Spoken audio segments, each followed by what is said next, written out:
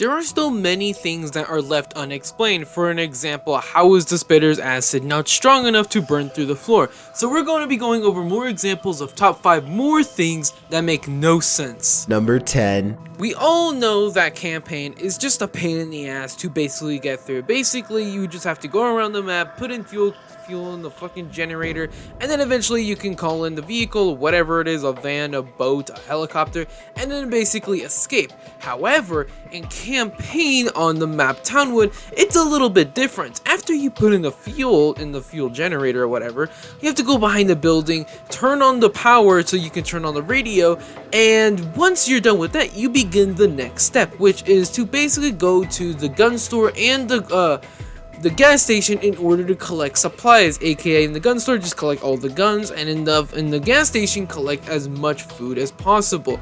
Which brings me to the next thing that basically makes no sense.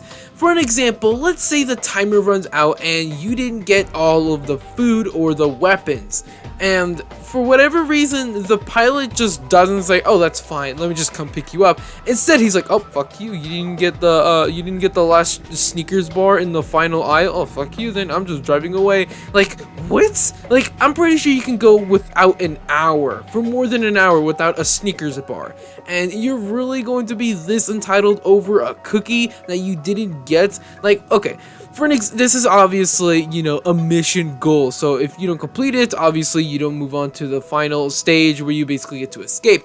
But it really just does have to make you question, why do you really care about only a few packs of fucking cookies, and basically you don't basically care about anything else apart from those specific cookies? And when you don't get them, for some reason he's like, oh, screw you, then I'm just leaving, and I'm leaving you to die, and you're not going to be able to win. It's just like, bro, realistically, you can go more without a day without a few packs of sugar in your body. Number 16. Speaking of the helicopter driver, we have basically when the helicopter actually drops down and the driver is like, come on, let's get the hell out of here. How do the infected just not go over to him and basically rip his own face out of his own head, basically? Like, realistically, how do they not just go for him, because he's the one controlling the vehicle, able to get the survivors out of the map? Like, what? Realistically saying, obviously this is just a game and literally you're not supposed to kill NPCs, but really think about it.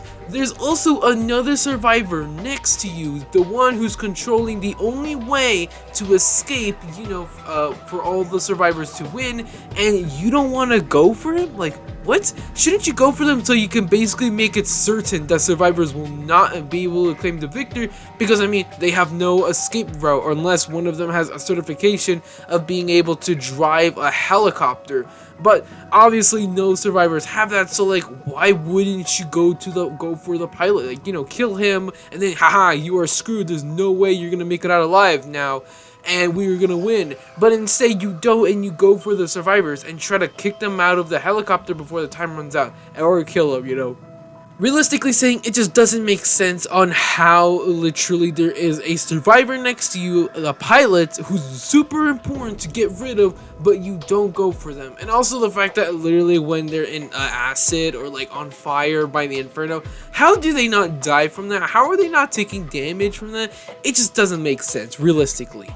Number 7. Speaking of food, aka the very last, spot, we have the ham.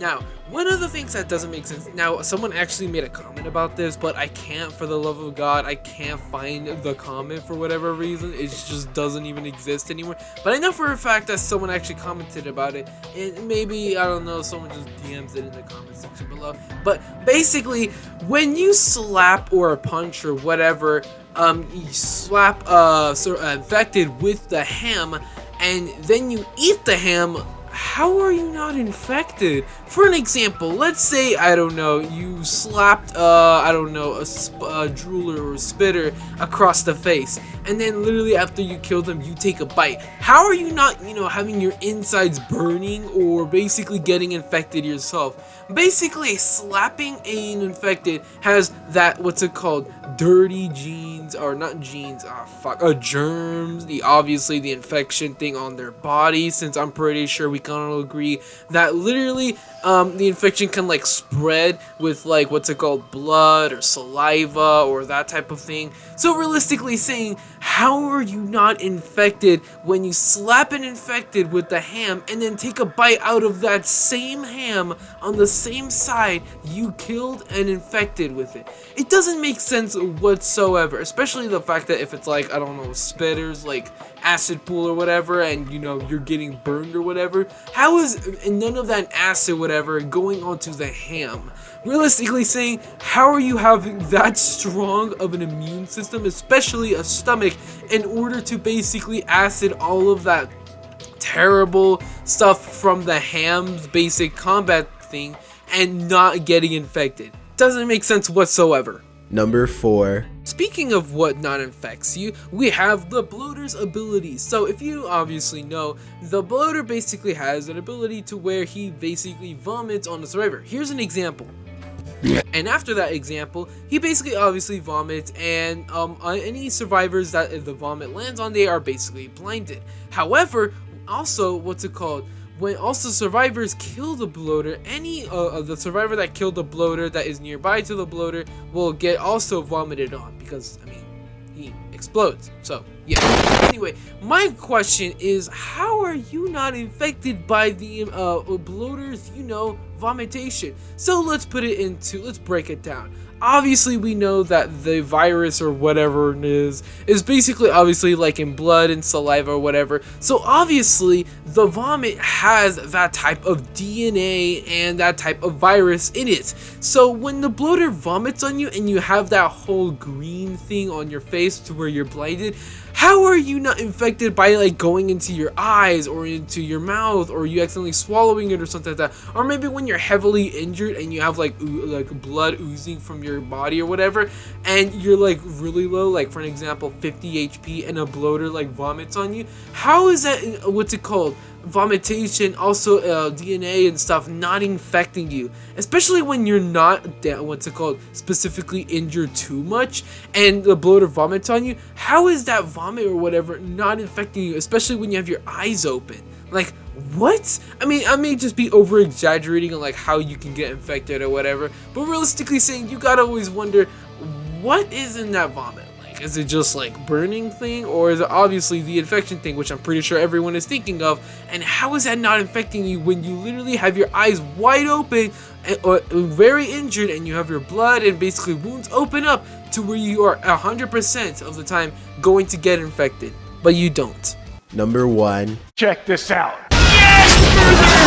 Finally, in the last spot, we have the shaman's healing ability. So we all know that shaman has some sort of crazy healing technique, and especially magic, to where he can heal any nearby infected to a ton of HP, except the Joker. And basically saying, how exactly does the healing thing work? So for an example, does it let's break it down. So basically, an infected is shot by a bunch of bullets. When the shaman heals them, do the bullets poop out of their bodies, bounce out of their bodies, or does the healing thing just heal over those wounds, trapping those bullets inside of the infected?